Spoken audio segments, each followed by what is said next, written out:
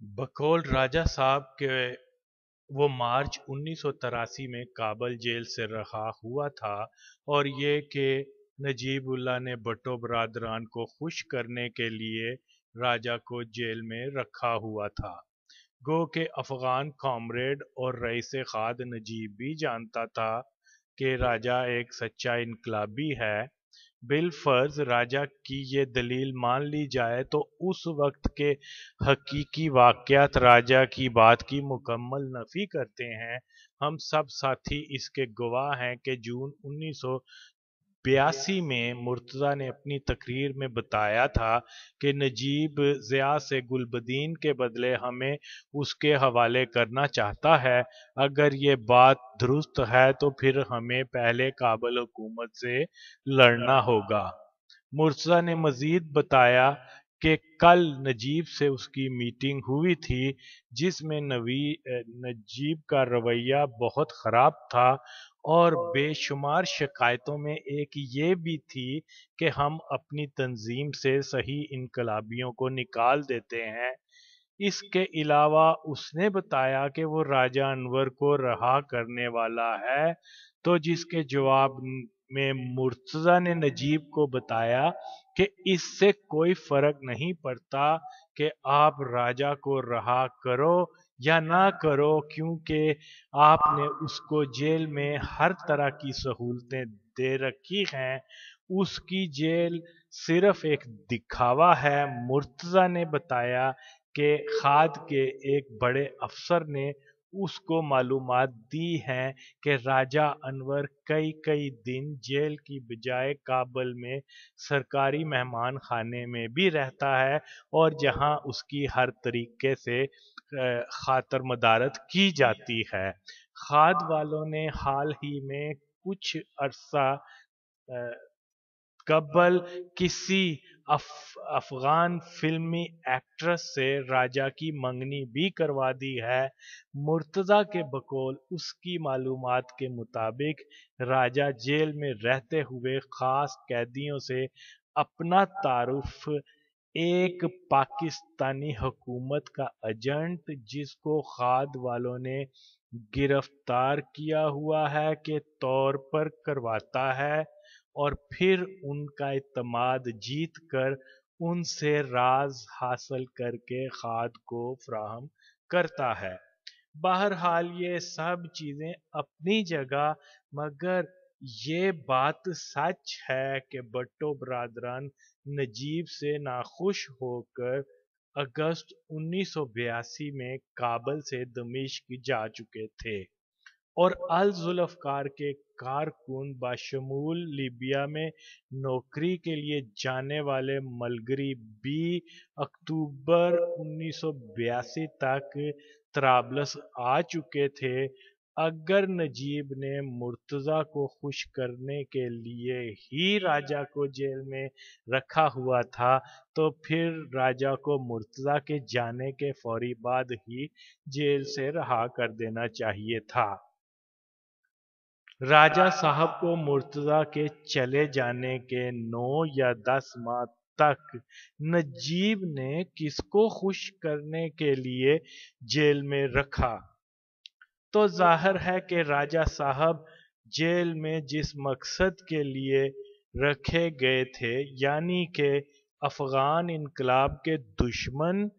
और हल्की कैदियों की रिपोर्टिंग के लिए, और जिसके इनाम में खाद वालों ने राजा को एक अदद बीवी, शहरनों में बंगला, गाड़ी और पैसा भी दिया।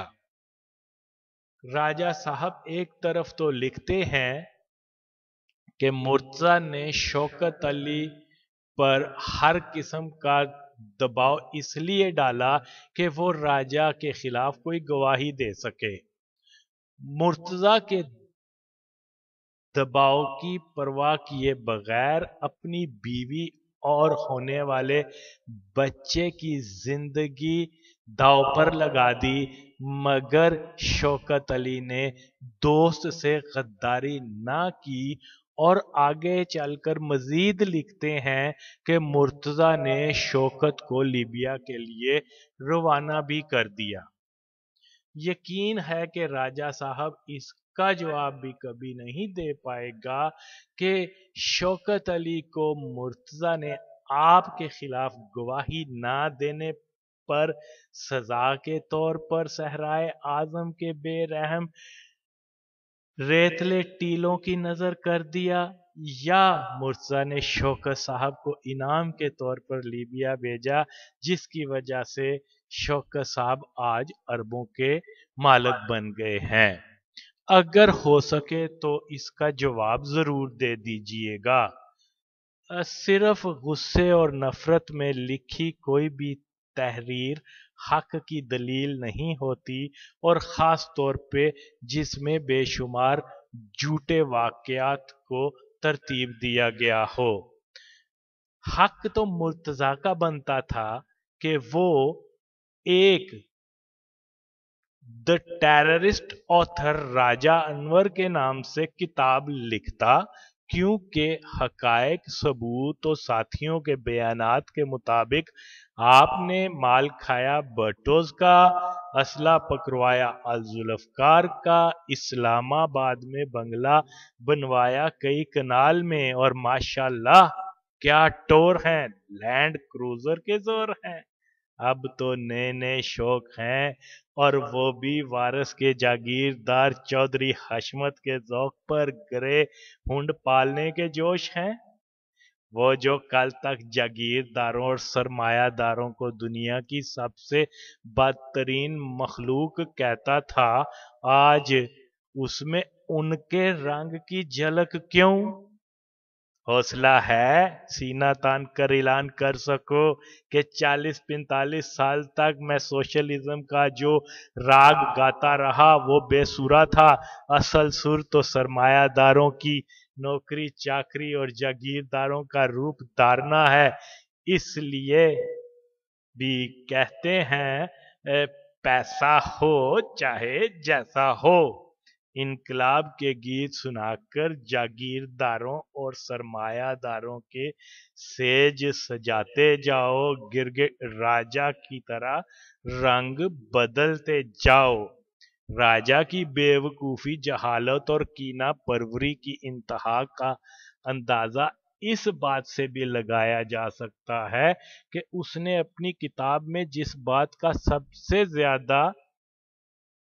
जिक्र किया है वो ये है कि मुर्तज़ा बहुत बुज़दिल इंसान था, हर वक्त अपनी जान के खौफ में मुब्तला रहने वाला इंसान था। तो इसमें मैं क्या कह सकता हूँ, हकीकत तो ये है कि मुर्तज़ा के बड़े से बड़े दुश्मन भी ये बात राजा की मानने के लिए तैयार नहीं होगा, और ना ही कोई तंजीम का साथी राजा की इस बात से इत्तफाक करेगा। राजा वाहद दुनिया का आदमी है जिसने मुर्तज़ा भुट्टो को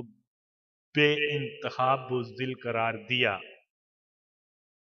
और जो लोग भुट्टो खानदान के करीब रहे हैं वो भी राजा की इस बात को रद्द करेंगे। मैं ज़ाती तौर पर बेनज़ीर की बहुत सी पॉलिसियों से इख्तलाफ रखने वालों में से हूँ, लेकिन इसके बावजूद मेरी नज़र में वो एक इंतहाई बहादुर औरत थी, और हर जी शौर इंसान को बहादुर की इज़्ज़त करनी चाहिए। हाँ, अलबत्ता मैं इकरार करता हूँ कि शाहनवाज और मुर्तज़ा से मुसल्लह जद्दोजहद के रास्ते में बहुत सी गलतियां भी हुई हैं। दोनों भाई सीधे साधे थे, अय्यार और मक्कार लोगों से उनका वास्ता भी नहीं पड़ा था, और जब इन्होंने तंजीम बनाई तो पाकिस्तान से बहुत से शेरों के साथ कुछ सुवर और लुमरियां भी काबल में जमा हो गई थीं। हाँ, अलबत्ता भट्टोज ने यहाँ शेर और लूमड़ी की शनाख्त में धोखा ज़रूर खाया। दोनों भाई पाकिस्तान के हालात और वाक़यात से नाबलद थे, लेकिन एक बात हक को सच ہے کہ تھے بہت نڈر، میں نے کبھی بھی خوف ان کی آنکھوں میں نہیں دیکھا تھا، یہ جانتے ہوئے بھی کہ کسی وقت بھی ان پر حملہ ہو سکتا ہے، لیکن کابل ہو یا دمشق عام حالت میں پھرتے رہتے تھے۔ شاہ نواز تو بہرحال محتاط رہتا تھا، محتاط رہنے کو ڈر یا بزدلی نہیں کہا جا سکتا، لیکن مرتضیٰ محتاط بھی نہیں ہوتا تھا۔ بلا شبہ میں نے بٹوز میں کوئی بزدلی نہیں دیکھی، میری اس بات کی تائید تنظیم کے اکثر افراد بھی کریں گے، لہذا راجہ کا بٹو برادران کو بزدل لکھنا راجہ کی اپنی ذہنی بزدلی کی ایک پختہ دلیل ہے، اور ویسے بھی جو خود بہادر نہیں ہوتا اس کو یہ حق بھی نہیں ہوتا کہ دوسرے کو بزدلی کا طعنہ دے۔ شیر کے گزر جانے کے بعد لومڑی کی بڑک اس کی بزدلی کا منہ بولتا ثبوت ہے۔ راجہ کی اپنی باتوں میں کوئی ترکیب نہیں، کبھی کہتا ہے کہ نجیب اللہ نے مرتضیٰ کو خوش کرنے کے لیے مجھے جیل کر دیا، نجیب نے بٹوس کو خوش کرنے کے لیے شوکت کو گرفتار کروا دیا، نجیب نے مرتضیٰ کے کہنے پر ٹیپو کو مار دیا۔ اب راجہ صاحب یہ تو بتائیں کہ ان کے بقول مرتضیٰ نے تو راجہ کی قبر تک تیار کر رکھی تھی، اور پھر یہ کیسے ہو سکتا ہے کہ نجیب نے مرتضیٰ کو خوش کرنے کی خاطر ٹیپو جیسے بین الاقوامی شہرت یافتہ ہائی جیکر کو تو مار دیا، لیکن مرتضیٰ کی شدید ترین خواہش پر بھی راجہ انور کو پھانسی نہ دے سکا؟ اگر راجہ صاحب کا فرمان یہ ہے کہ کیونکہ افغان کامریڈ راجہ کو ایک سوشلسٹ انقلابی ہونے کی وجہ سے ہلاک کرنے سے گریز کرتے رہے، تو راجہ صاحب نے خود افغان انقلاب پر ایک کتاب لکھی ہوئی ہے، اور جس میں آپ نے بارہا ایک افغان انقلابی کے ہاتھوں دوسرے افغان انقلابی کو بے درگ موت کے منہ میں دھکیلنے کا ذکر کیا ہوا ہے۔ تو جس بات کا مطلب یہ ہے کہ افغان انقلابی کی نظر میں انقلاب کے رشتے کی کوئی اہمیت نہیں، خلقی بھی انقلابی، پرچمی بھی انقلابی، اس کے باوجود جتنا خون ایک دوسرے کا افغان انقلابیوں نے بہایا ہے اس کی مثال نہیں ملتی۔ راجہ صاحب، آپ ایک پنجابی بیک گراؤنڈ رکھنے والے افغان انقلابیوں کی نظر میں پنجابی دشمن ماں خلق یا پرچم والوں نے کون سی ایسی خوبی دیکھی کہ آپ کو پھانسی دینے سے گریز کیا؟ اپنی کتاب دہشت گرد شہزادہ صفحہ نمبر 134 میں لکھتے ہیں کہ فروری 1980 میں مرتضیٰ نے جسٹس انوار الحق اور چند جرنیلوں کے خلاف پہلا آپریشن کیا، اس کے لیے پنڈی میں ایک مکان کرائے پر لینے اور چند پرانی کاریں خریدنے کا فیصلہ کیا گیا۔ یہ بات تو پہلے سے ہی واضح تھی کہ یہ آپریشن چند غریب کارکنوں کو موت کے علاوے میں جھونکنے کے سوا کچھ نہیں ہے، لہذا میں نے بصد حیلہ و بہانہ اس سے یعنی مرتضیٰ کو یہ آپریشن ختم کرنے پر آمادہ کیا، اس لیے جو رقم اس مشن کے لیے جو رقم رکھی گئی تھی اس میں سے $10,000 اب تک میرے پاس موجود ہیں۔ یہاں دو سوال پیدا ہوتے ہیں۔ نمبر ایک، کیا راجہ صاحب مرتضیٰ کے پاس کابل جا کر کوئی روایتی سیاسی جماعت بنانے کے واسطے آئے تھے، یا پاکستان میں مارشل لا کے خلاف ایک مسلح جدوجہد کرنے آئے تھے؟ راجہ صاحب اس کا کیا جواب دیں گے؟ وہ बेचारे झूठ बोलते बोलते इस कदर थक चुके हैं कि जसारत नहीं कि इसका जवाब दें। राजा साहब तो खुद पाकिस्तान जाकर चंद पार्टी कारकुनों को काबल लेकर आए। क्या राजा साहब ने इन कारकुनों को काबल आकर भट्टो बरादरान से मिलकर पाकिस्तान में होने वाले किसी इंतखाबात के टिकट दिलवाने का कहा था, या पाकिस्तान में मुसल्ला जद्दोजहद की तैयारी के लिए आने का कहा था?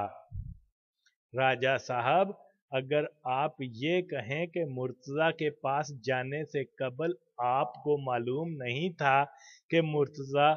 मुसल्ला जद्दोजहद शुरू करने वाला है, तो फिर आप में और ज़ियाउल हक में जो कदर मुश्तरक है वो सफ़ेद झूठ बोलना है, और वो भी बिला खौफो खतर। फर्क सिर्फ ये है कि वो अपना झूठ टीवी कैमरे के जरिए लोगों तक पहुंचाता था, और आपका झूठ कलम की नोक से लोगों तक पहुंच रहा है। मेरे ख्याल में भट्टो साहब की फांसी के 2-3 माह बाद ही पीपल्स पार्टी के अक्सरियत आम कारकुनों के इल्म में ये बात थी कि मुर्तज़ा भट्टो काबल में मुसल्ला जद्दोजहद के लिए आ चुका हुआ है, और पीपी के डाई हार्ड कारकुन काबल जाने के लिए हमातन तैयार भी थे, लेकिन राब्तों की कमी की वजह से काबल ना जा सके। तो राजा अनवर, जिसकी पाकिस्तान में छाप एक एंग्री सोशलिस्ट इनकलाबी की थी, और जिसने भट्टो बचाओ मुहिम में डाई हार्ड कारकुनों के साथ काम भी किया हुआ था, ये कैसे मुमकिन हो सकता है कि मुर्तज़ा के तरीक़ाकार का उसको इल्म ना हो? अफसोस के राजा अपने इस झूठ को भी साबित नहीं कर सकता। तो असल बात यह है कि राजा अपनी मर्जी से ही काबल में मुर्तज़ा के साथ मिलकर पाकिस्तान में गुरिल्ला जंग बर्पा करने आया था। राजा ने भी मुर्तज़ा के इस बुनियादी असूल को कबूल किया था कि पाकिस्तान में हर उस शख्स को कत्ल किया जाएगा जिसने डायरेक्ट या इनडायरेक्ट भट्टो साहब की फांसी में किरदार अदा किया हुआ है। क्या राजा साहब इनकार करते हैं कि इसने कुरान पाक पर PLA यानी अल जुल्फ़कार के मंशूर व क़यादत से वफा का हलफ नहीं लिया था? राजा क्या जवाब दे सकता है? तो जनाब, हकीकत यही है कि राजा भी तंजीम के तरीक़ाकार व मंशूर का हामी था। हर गुरिल्ला तंजीम का रियासत के खिलाफ तरीक़ाकार हिट एंड रन होता है। इसमें कभी नाकामी, जान का खतरा, गिरफ्तारी के इम्कानात भी होते हैं, और कभी इस तरीक़ाकार में गुरिल्ला अपने हदफ को हासिल करके कामयाबी से अपने बेस में चला जाता है। अब राजा साहब ने पिंडी में जस्टिस अनवारुल हक के ऑपरेशन के बारे में लिखा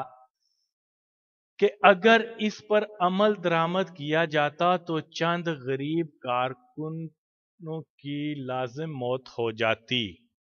तो सवाल ये पैदा होता है, जिस तंजीम में गरीब कारकुनों को काबल से पाकिस्तान मरवाने के लिए भेजा जाता रहा, अगर राजा साहब वाकई कारकुनों के हमदर्द होते तो इस तंजीम को कब के खैरबाद कह देते।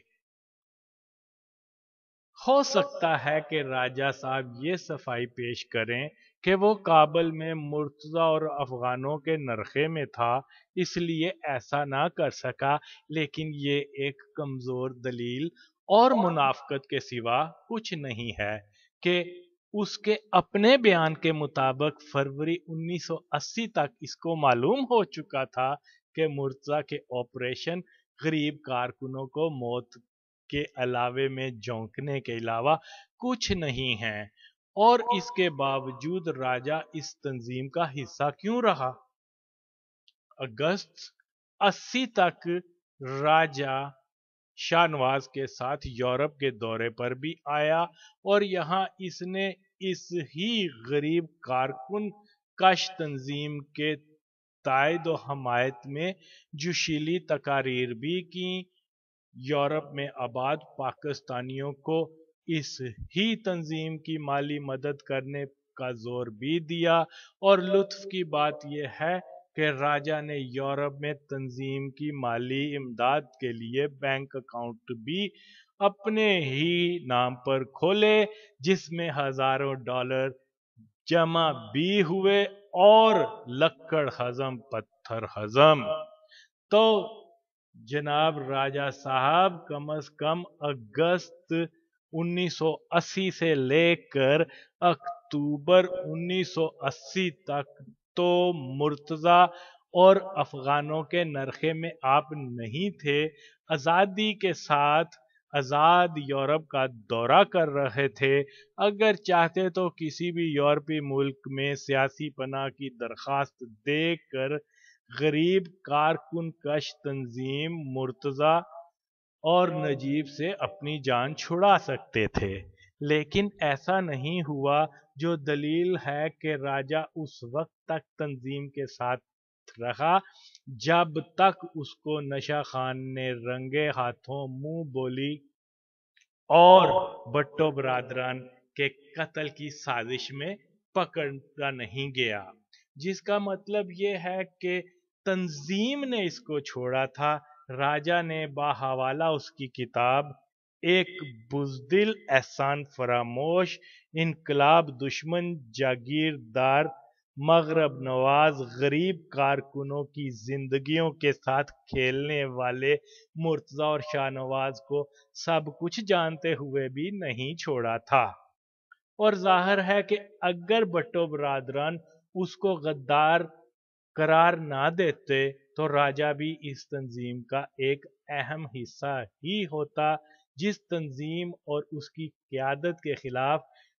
راجا نے جھوٹ، مکر و فریب کو بنیاد بنا کر ایک کتاب کی شکل بھی دی ہے۔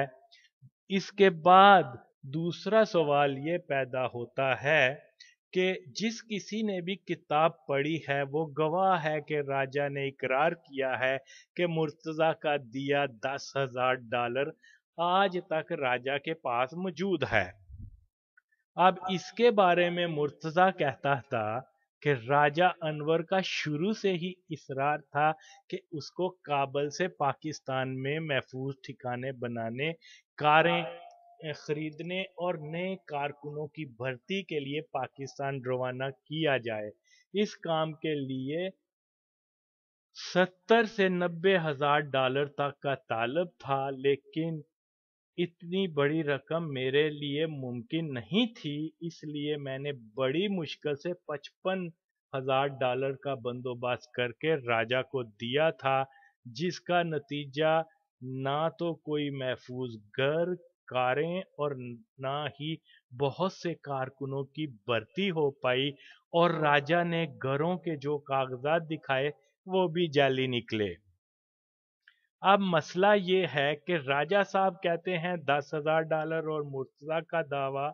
ہے کہ اس نے $55,000 راجا کو اس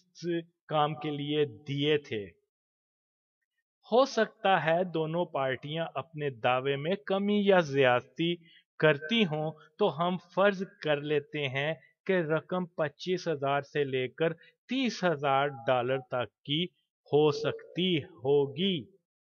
جو برف کی طرح پگھلتی پگھلتی آج $10,000 ہو گئی۔ یہ بھی شکر ہے کہ راجا صاحب 10 پر قائم ہیں۔ 32 سال کے بعد بھی وہ رقم محفوظ راجا کے پاس کیوں؟ ظاہر ہے امانت ہی ہے جو محفوظ ہے۔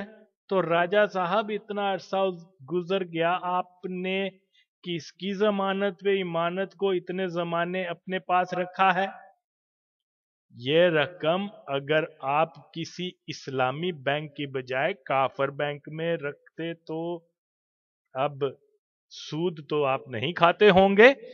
اگر نہیں تو کس شریعت یا مجبوری کی بنیاد پر رقم واپس نہیں ہوئی راجا صاحب؟ ایمانداری کا تقاضا تھا کہ گرفتاری کے وقت نجیب کو سالس بنا کر واپس کر دی ہوتی۔ چلو 1983 میں رہا ہونے کے بعد قیوم بٹ، ارشد اوان، خالد حسن، اختر بیگ، فیضی صاحب یا اپنے تو احسان بٹی، زبیر مناس کو ہی گواہ بنا کر امانت لوٹا دی ہوتی۔ مرتضیٰ کے مرنے کے بعد اس کی بیوہ اولاد کو ہی واپس کر دیتے۔ اگر مرتضیٰ نے غریب کارکنوں کو نہیں پوچھا تھا تو جناب آپ تو کارکنوں کے بہت ہمدرد اور چاہنے والے ہیں، اس لیے ان کی حالت میں گریہ زاری کرتے نظر آتے ہیں، تو آج مرتضیٰ کے دیے 10,000 کی سرمایہ کاری کر کے مزید خیانت کاری سے بچ جاؤ۔ راجہ صاحب کوئی عملی طور پہ تو اپنی ایمانداری کا ثبوت دو۔